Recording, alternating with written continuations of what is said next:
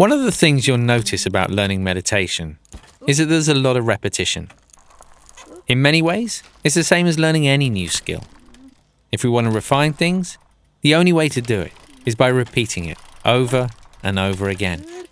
Of course, after a little while, we might not be quite so dependent on the instruction, but it's still there if we need it.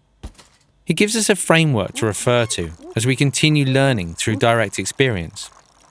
So as you move through these daily meditations, sure, there are some core elements that are ever present, that will become very familiar, but every single day is different.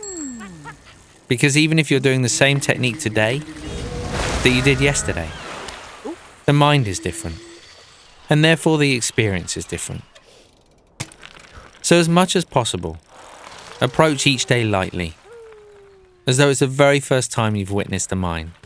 If you can maintain this sense of playfulness and curiosity, then there'll always be something new to learn.